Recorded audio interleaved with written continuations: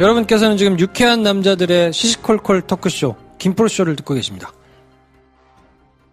네, 어서오세요. 안녕하세요. 네, 제 앞에는 지금 소심한 관정, 노래 만드는 송라이터 데이브니어 나와 계십니다. 수줍은 거와 소심한 건 좀 다르다. 지금 술 취해가지고 헛소리가 좀 잊어버렸어. 마음 깊은 곳에 있는 이야기가. 수줍은 관정, 소심한 거 똑같은 거 아니야? 다릅니다.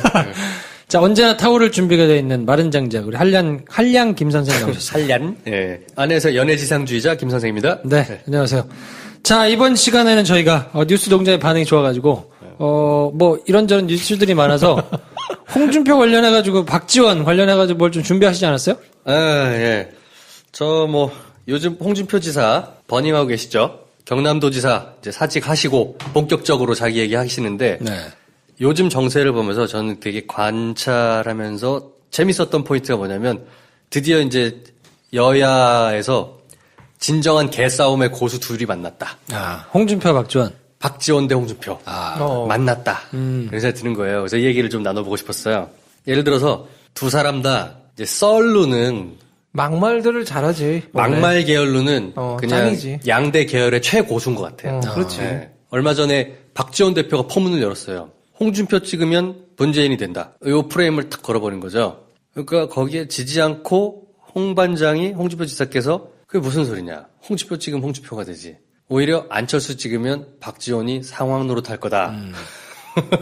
게다가 그 당은 민주당 이중대 아니냐. 이렇게 물고 늘어지는 거야. 근데 홍준표가 그 이제 꼼수 사퇴를 했잖아요. 57분 교통정보도 3분 전에. 아니고. 예. 야, 진짜. 근데 그거는 왜 그랬을 거가 궁금하지 않았어요? 궁금해요. 궁금하지 않던가요? 그게 그 전에 사퇴를 하면 이번 대선이랑 보궐선거가 맞물려 있고 아니면 보궐선거가 더 뒤로 가고 뭐 이런 거 아닌가요? 아니, 그러니까 보궐선거를 이제 못하게 하려고 그렇게 꼼수를 부린 건데 도대체 저렇게 꼼수를 부려가지고 보궐선거를 왜 저렇게 막을까에 대해서 궁금하지 않아요?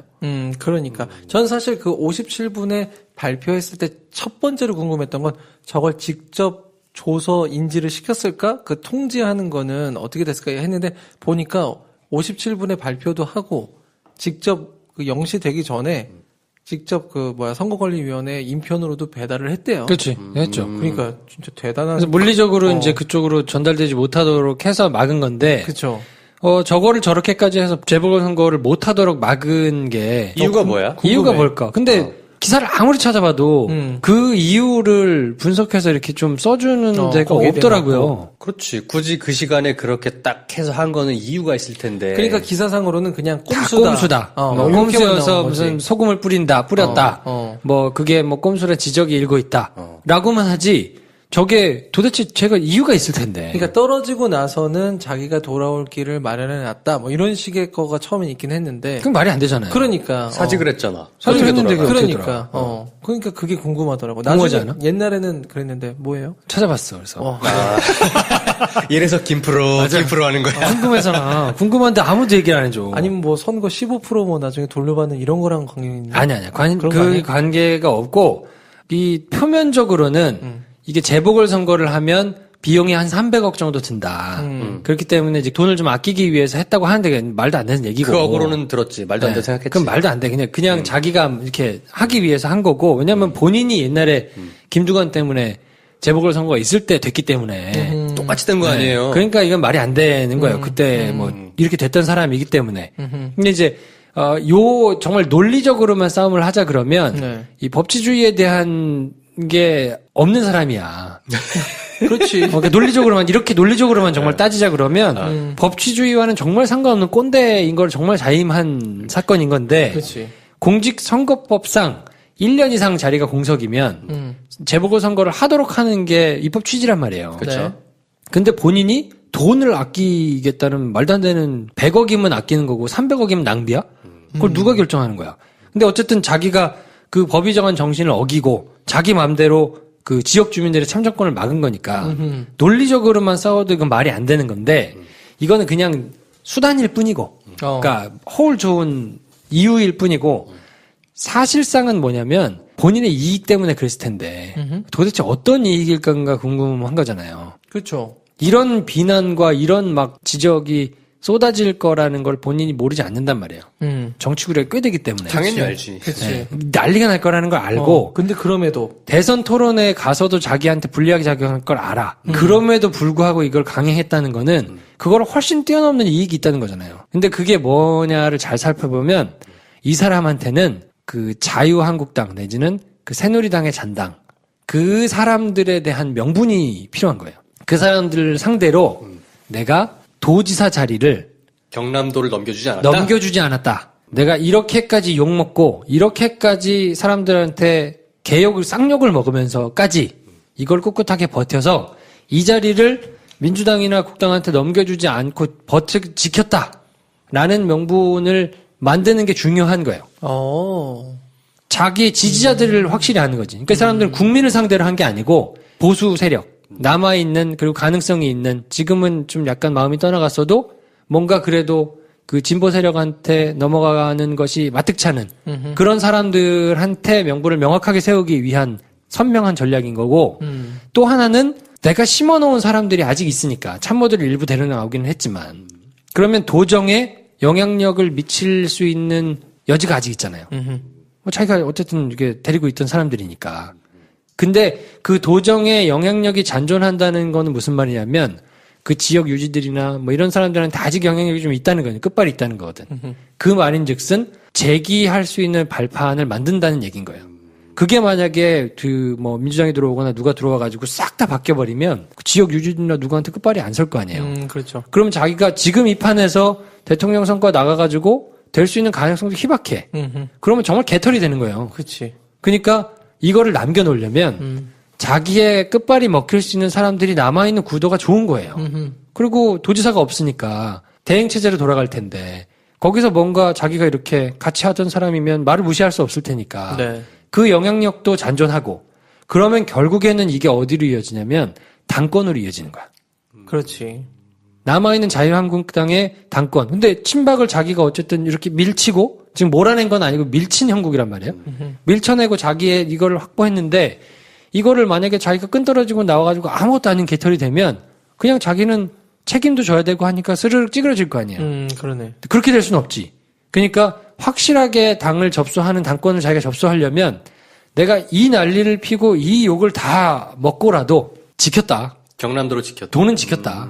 그리고 나중에 할 수 있도록 발판을 만들었다. 뭐 이렇게 되면 결국 자기한테는 지금 판에서 표를 많이 얻어서 보수가 집권하는 거는 자기는 꿈꾸지는 않을 거라고 보고. 그렇지. 근데 자기의 나중 발판을 생각하면 뭐 아까 얘기한 그런 대의적인 명분, 뭐 지역 도민들의 참정권이라든지 법치주의를 수호하는 거라든지 이런 거에 비하면 말이 안 되는 거지만 그래도 그냥 자기의 정말 있는 소소한 이권만 생각하면 이게 훨씬 득보는 장사인 거예요. 난 이게 궁금해. 두 가지 포인트인데 하나는 공직선거법상 그 1년 이상 이제 직위가 비어 있으면 재후 보고를 해야 되잖아요. 그러면 그렇게 따지면 굳이 그때 밤에 한 거는 내년 4.13 지방선거를 딱 1년 미만으로 만들어 놓은 거잖아. 그치? 네.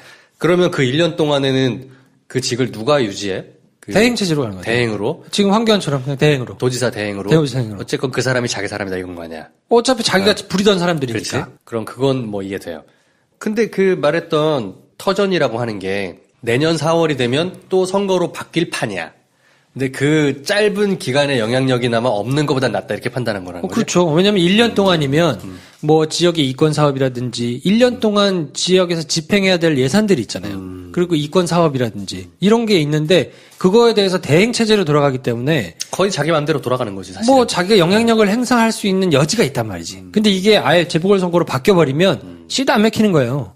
자기가 어디 가서 있을 데가 없어. 그러니까 이게 그 나머지 남아있는 영향력과 이게 결국 당권으로 이어지는 그러면 자기가 자유한국당 내에서 확실하게 자리매김을 할 수 있는 게 있기 때문에 이 사람 입장에서 놀 수가 없는 거더라고. 최소한 그 한국당 내에서의 의원이나 이런 세는 없지만 지역적 기반을 갖고 있기 때문에 그렇죠. 그 부분을 바탕으로 해서 대선은 지더라도 그렇지. 뭔가 영향을 계속 쥐고 갈 수 있겠다. 그리고 이게 이제 대선이 끝나고 나면 분명히 여러 가지 이슈들 때문에 또 보수가 집결하는 이런 형국이 올 거라고 지금 보는 거지. 뭐 그게 상식적이고 지금처럼 어쨌든 대선에서는 어쩔 수 없이 뽑을 사람이 없으니까 그렇게 됐지만 하다 보면 이제 또 뭐 언론이 뭐 이렇게 뭐 얘기하고 막 이렇게 지형이 돌아가다 보면 이러니 저러니 말이 많이 생기면서 이슈를 그래도 만들겠지. 뭔가 보수에서 누가 좀 하나 이렇게 좀 나와주면 좋겠는데 했을 때 그때 자기가 주목받을 수 있는 터전을 만들려면 이런 정치 작업이 좀 필요한 거죠.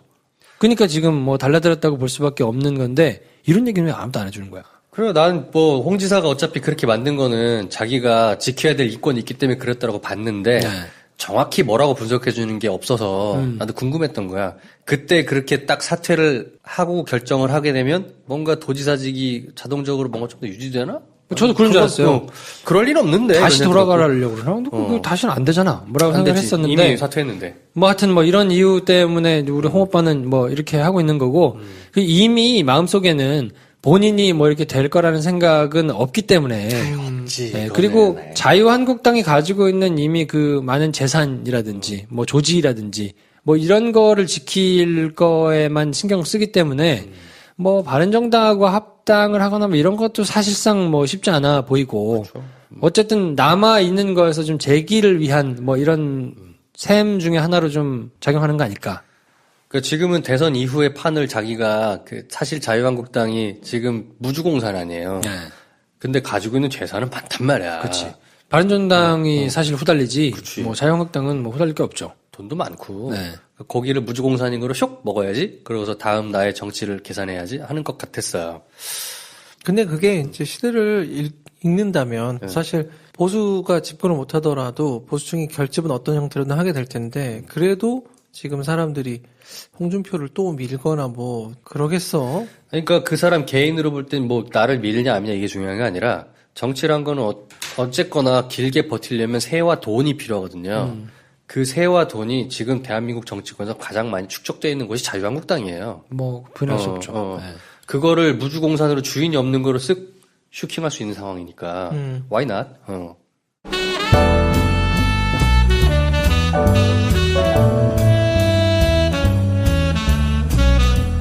여러분께서는 지금 유쾌한 세 남자의 시시콜콜 토크쇼 김프로쇼와 함께하고 계십니다.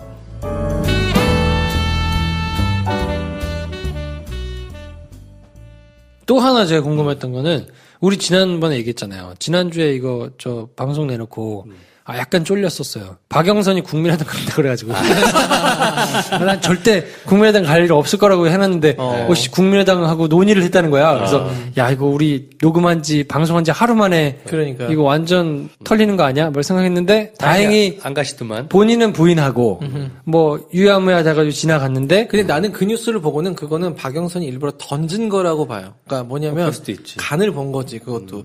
뭐냐면 딱 그렇게 고민한다라고 딱 얘기를 해놓으면은 더불어민주당에서는 잡으려고 왜 그러냐 하면은 하면서 그럴 수 있는 여지가 생기고 뭐야 가냐 가 하면은 근데 국민의당이 잡는다 환영하는 분위기다 그러면은 딱 가면 되잖아. 그러니까 이제 그렇게 딱 던져놓고는 분위기가 하루 만에 이제 딱 되니까 난 몰랐다 이런 식으로 반나절 만에 이렇게 마사지한 게 아닌가 하는 생각이 그럴 들었어요. 가능성도 있죠. 아니 난 그걸 보면서 그냥 정치를 할 때 그렇게 던져놓는 그런 게 좀 중요한가 보다 이런 생각은 했거든요. 보면서. 어떻게 보셨어요? 박영선. 낚시의 제왕이죠. 저는 박영선 의원에 대해서 지난주에 얘기하고선 우리 방송 들은 다음에 제가 그때 얘기를 다 못했구나 싶었던 게 뭐냐면 박영선이 왜 이렇게 어그로꾼이 되었느냐. 지금은 사실 어그로꾼이잖아요. 그 내부에서는. 야. 박영선 의원은 자기가 더불어민주당 내에서 대빵이 되고 싶은 그 욕망이 되게 강한 사람이구나라는 생각인 거예요. 자기가 킹이 되어야 된다는 생각이. 어쨌건 문재인보다는 훨씬 선배란 말이야. 정치 선배야. 그리고 국회의원 선수로 봐도 문재인보다는 내가 위지. 그리고 상임위 활동, 뭐 원내 활동, 뭐 등등 다 따져봐줘. 여성 정치인이 흔하지 않은 상황에서 이 정도면 내가 뭔가 할 법한 그런 자기 포지션이 생길 법한 그런 사람이라고 생각하는데 그래서 서울시장도 나간 거 아니에요. 그때 박원순 씨랑 당내 경선했잖아. 2011년도에. 그쵸. 네. 자기는 서울시장이나 이런 공직자 좀 상징적인 거 하나 맡고 여성 정치인으로서 적어도 대권에 출마할 법한 사람으로 이제 등급을 올려놔야 된다고 생각을 한 건데 스텝이 꼬이기 시작한 거야. 사실 박영선 의원은 박원순 시장이랑 당내 경선하기 전까지만 해도 굉장히 일 잘하고 당내 어그로를 끌지 않던 사람이에요. 근데 그 이후로 스탠스가 바뀌었어. 박원순 시장은 누구야? 더불어민주당 사람인가? 아니었잖아. 그때 그 시즌에 그렇게 영입이 된 사람 아니에요. 전혀 정치권이랑 상관없다가 근데 밀렸어. 그리고 원내 활동을 했어. 근데 대선 주자 갑자기 문재인이 들어왔어. 문재인이 누구야? 정통성이 있거나 쭉 나보다 선배야? 아니잖아. 그냥 노무현 대통령의 비서실장이던 사람인데 들어와서 어느 순간 전국구 스타가 돼버렸어. 상실감이 있는 거예요. 내가 저 자리에 올라가는데. 박영선 심리상담소? 근데 저는 좀 생각이 달라. 마음에 안 드는 거야. 전 생각이 좀 달라. 나는 이 사람의 머릿속에 지금 가장 크게 있을 게 뭔가 빙의해가지고 생각해 보니 공천이더라고요. 이 사람의 머릿속에 있는 건 다음번 공천밖에 없을 것 같아. 왜냐면 내 구로 지역구를 지키겠다? 국회의원으로 계속 남아 있는 것 자체가, 그러니까 이 사람 생각 속에는 내가 이만큼 했는데 내가 당연히 이걸 받아야지라는 김종인식의 생각보다는 뭔가 이렇게 지형이 만들어지면 훅 올라갈 수 있는 가능성은 있다. 근데 그러려면 기본적으로 의원으로는 계속 버티고 있어야 된다. 근데 지금 상황에서는 위태로워요. 위태롭지. 민주당에서 공천을 받기가 쉽지 않아. 근데 국민의당에 만약에 간다고 논의는 했을 거야. 근데 국민의당에 옮기려면 확실히 찜을 받고 가야 되겠죠. 그렇지. 국민의당으로 약속을 받고 가야지. 국민의당으로 구로울에 나오면 안 되거든. 그러니까 국민의당에 갈 거면 서울시장을 약속 받아야 될 거야. 그렇지. 그거에 확답은 안 했을 거예요. 그렇지. 그러니까 타진만 해놓고 있다가 저 서울시장 줄 테니까 그럼 확실히 오세요. 라고 했으면 무조건 갔을 텐데 그거는 아니니까 갈 수는 없어. 근데 남아 있어야 공천을 받으니까 이거 어떡하지? 라는 생각 지금 공천 생각만 하고 있을 거예요. 근데 같은 얘기인 거예요. 내가 이 정도 선수 됐고 경험했으면 단순 국회의원으로 만족하지 말고 서울시장도 가야 되고 뭔가 더 높이 올라가야 되는데 그 자리를 자꾸 외부에서 들어온 사람들한테 내가 선배라고 모신 사람들한테 자꾸 뺏기는 거야. 이게 열받아. 너무 열받는 거야. 그러니까 계속 어그로를 끌어. 전적으로 정말 진심을 다해서 이 당을 이 발전을 위해서 문재인이나 뭐 누구의 당선을 위해서 최선을 다 서포트 하진 않잖아요, 지금. 계속 어그로를 끌고. 근데 만약에 김프로 얘기한 것처럼 국회의원 공천이란 자리에 계속해서 몰두하고 있다면 그거 역시도 자기 자리를 지키면서 내가 더 저들보다 돋보여야 되는 내 욕망 때문인 거예요. 옛날에 이제 그 이완구 그 원내대표하고 네.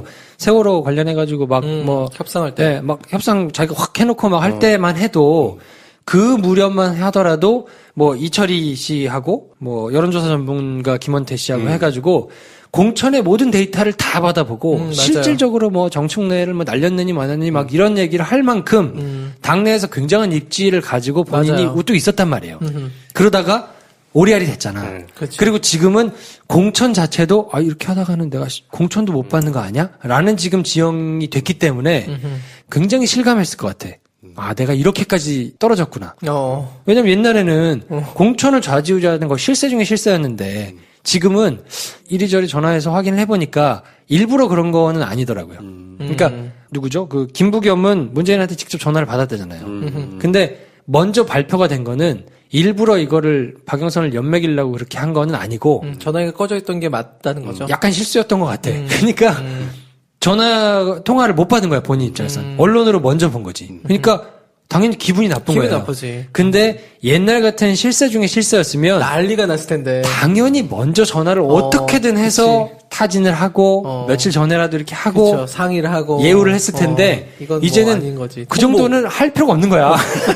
사람들 안중에 그 정도는 없는 거지. 그러니까 자, 정리해 봅시다. 뭐냐면 지금 이 시점에 박영선의 심리 상태나 머릿속에는 김프로의 분석이 난 옳다고 봐요. 그렇게 생각해. 근데 이 상황을 만들어 왔던 길게 한 4, 5년 이상의 그 과정을 지켜보면 결국 그 사람의 욕망은 내가 이 당에서 뭔가 좀 더 주도권을 가지면서 큰 사람이 되어야 하는 욕망을 주도하는 거야. 그럼요. 그건 당연히 있죠. 네. 그로 인해서 계속해서 대의를 따라야 될 순간에 헛발질을 하는 거야. 그렇지. 그 헛발질들이 만들어내는 결과가 지금의 초라한 상황인 거예요.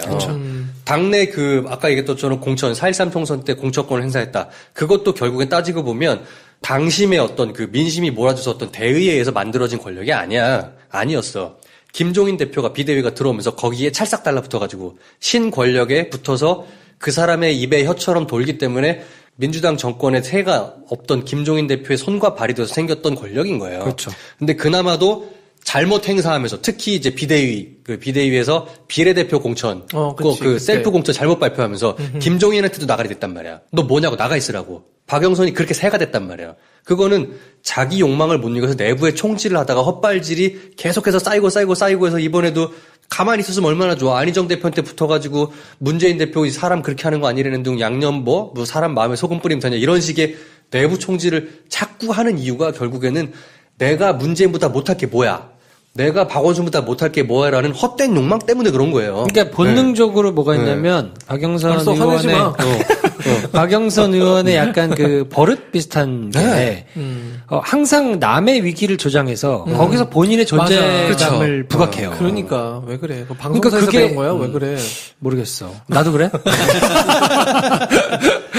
그 남의 이 위기. 그러니까 어떻게 보면 세월호 유가족들의 그 위기를 볼모로 삼아가지고 그러니까. 본인의 존재감을 자꾸 높이는 방식으로 가니까 이번에도 사실은 국민의당 갈까 말까. 지금 이 삐걱삐걱대고 약간 위태로운 이런 상황에서 나 여차하면 간다? 뭐 아니면 이렇게 이런 걸로 자꾸 본인의 존재감을 하려고 하니까 문재인 대표나 뭐 내지는 이 민주당 쪽에서 보면 이 사람은 적으로 돌리기에는 좀 껄끄럽고 그러니까 네. 이게 그렇다고 우리 편으로 두자니 너무 빤히 보이고 아하. 그러니까 그냥 선대위원장 하시고 라고 적절하게 하는데 그냥, 이게 결과적으로는 전 되게 묘수가 됐다고 봐요. 본인이 배교정론 한다고 안 한다고 했는데 명분으로는 줬잖아. 그렇지. 줬는데 본인이 거부한 거니까 그렇지. 딱히 할 말은 없고 그렇지. 여기서 뭔가 서울시장 약속을 받고 국당으로 확 뛰쳐나가면 모를까. 근데 그건 또 아닌 것 같아. 그건 아닌 거. 그러니까 박영선 입장에서는 속이 타겠지. 속이 타지. 그거 이게 자충수에 자충수를 더듬으면서 한 3년 동안에 계속해서 자기가 만들어놓은 덫에 빠지고 있는 거예요. 그러니까 그런 역량이 있더라도 쓸데없는 욕심이 있으면 그건 국민이든 누구든 보면 다 알잖아. 그렇죠. 너무너무 바보 같은 짓인 거예요. 근데 자꾸 내부의 총질을 하면서 자기 존재감을 드러내려고 하니까 이게 예를 들어 박영선이 지난 그 작년에 세월호 특조 할 때 다시 예전에 그 비대위 할 때 세월호 비대위 할 때 그 협상 잘못해가지고 병신됐던 거 이런 것들이 어느 정도 씻겨나갈 계기가 또 있었어. 따지고 보면. 그리고 4.13 총선 때 병신짓 했던 것도 초유의 국정농단이라는 사태 속에서 뭔가 국민의 입장을 대변해주는 그런 사람이 시원하게 한번 이렇게 까방권을 확보할 수 있었단 말이야. 거기까지 좋았는데 또 이렇게 더 정작 중요한 대선판에서 자기 욕망이 드러나는 짓을 너무 하니까 계속 밉상인 거야. 그 그렇지. 밉상인 사람에게 어떻게 권리를 주고 어떻게 계속해서 뭘 맡기냐고. 참 안타까운 것 같아요. 네. 그러니까 왜 그런지 모르겠는데. 그런데 똑똑한 사람이 왜 우리가 그래? 이제 이렇게 해가 녹음해서 방송했는데 막 방송 업로드 한 날 국민의당 간다고 나오니까. 아니 근데 우리 왜 이렇게 우리가 박영선 사랑하는 거야? 안 사랑해. 왜 이렇게 우리 소재를 솔직히 많이 얘기하는 지난주에 거야? 되겠잖아. 갈라면 가라고. 그러니까 우리가 원하는 건 뭐야? 우리 셋은. 그러니까 예를 들어 사람들이 이 방송 듣는 사람들이 박영선을 싫어하기를 원하는 거야? 아니면은 좀 박영선이 정말 잘하기를 원하는 거야? 그런 생각을 가지는 게 박영선 같은 태도예요. 무슨 의도를 갖고 얘기하지 마. 그냥 내 속에 그래. 얘기를 하면 되잖아. 아니 그런 게 시청자가 청취자가 무슨 뜻을 듣는 가지고- 사람이 알아서 듣는 거지. 그건 알아서 듣는 거야. 아니 궁금해서 소심한 사람아. 내 스탠스가 내 말을 듣는 사람이 어떤 마음을 가질까? 이게 박영선 같은 태도야. 그렇지. 그런 거야? 그럼요. 그럼 안 돼. 박영선도 관종이네. 관종이야. 관종이죠. 어. 네. 레알 관종이지. 대범한 관종. 아니야. 사실은 알고 보면 소심해. 대범하진 네, 않은 거야. 대범하진 그래? 않아. 대범한 척하는 관종이지. 그럼 난 박영선 같은 거야? 자, 김프로씨의 박영선. 맞아. 와, 대문이요. 진짜 싫다. 와. 농담이고. 여기서 제가 그 박지원, 홍준표를 얘기했던 그 얘기로 돌아가면 네. 저는 박지원이랑 홍준표를 짧게 평가하자면 남자들이 좋아하는 그 무협소설 캐릭터, 무공 캐릭터를 비교하고 싶어요. 박지원 씨는 쿵푸어슬 영화 보셨나요? 봤죠. 쿵푸어슬에 보면 그 돼지촌 주인으로 나오는 아저씨, 태극권 고수가 있어요. 딱 그 사람 같아. 그럴 수 있네. 네, 그 그렇게 사람은 표현할 수 있네. 굉장히 뭐랄까 남의 그 치는 거를 자기가 받아가지고 허허실실로 해가지고 태극권 고수거든요. 슬슬 넘겨치면서 이렇게 치면 저렇게 치고 저렇게 치면 저렇게 치고 뭔가 비었다 싶으면 한 대 빡 치고 요런 사람이거든요. 어허. 근데 홍준표는 누구냐? 영웅문, 소설 영웅. 사조영웅전, 천룡팔부, 신조협력 거기 보면 그 4대 문파의 대빵으로 나오는 사람 중에 하나가 있는데 거지들이 모여있는 파, 개방파, 개방파. 방주, 홍칠공이라는 무령 고수가 있습니다. 야, 영웅은 완전 매니아네. 홍칠공 같아. 마침 성도 홍씨인데 홍칠공이 쓰는 그 대표적인 권법이 뭐냐? 타구봉법이란 게 있어요. 때일타 개구. 개를 때려잡는 봉의 봉술이에요. 그게 딱 홍준표식 말투 같아요. 그냥 후드럽해. 개 때려잡듯이. 동물협회가 이 방송을 싫어합니다. 아무튼 네, 그렇구나. 그래서 저는 홍준표는 네. 천룡팔부에 나오는 홍칠공 같은 사람이다. 아, 요거 나름대로 준비했는데. 그러니까 우리가 몰라. 잘 몰라. 아니 몰라. 진짜 이거. 아니 쿵푸어스는 나 봤는데 네. 근데 영문은 뭐 내가 잘 안 봐서. 만약에 제가 정치를 하게 된다면 저는 박지원 같은 캐릭터 될 것 같다는 생각이 들더라고요. 아 본인이. 네. 야. 그럴 수 있죠. 어. 그럴 수 있지. 그러면 우리 김 프로는요? 저는 어떤 사람? 예를 들면 난 정치 안 해요. 안 해? 그럼 데이브녀는 박영선. 야, 내가 졌다. 아, 프레임 굳어졌어. 여러분 여태까지 감사했고요. 자, 그래서 이번 시간에 저희가 홍준표와 박지원, 박영선 뭐 이런 분들 이제 얘기를 나눠봤는데 혹시 뭐 궁금한 게 있었다면 그래서 저희로 인해서 그게 해소가 되셨다면 다행이고요. 다 아는 얘기를 이렇게 뻔하게 하고 있어요 싶었다면 뭐 그런 날도 있는 거지. 알겠습니다. 그럼 저희는 다음 시간에 좀 재밌는 주제 가지고 찾아오고요. 이번 시간 여기까지 하겠습니다. 다음 시간에 뵙겠습니다. 감사합니다. 안녕히 계세요.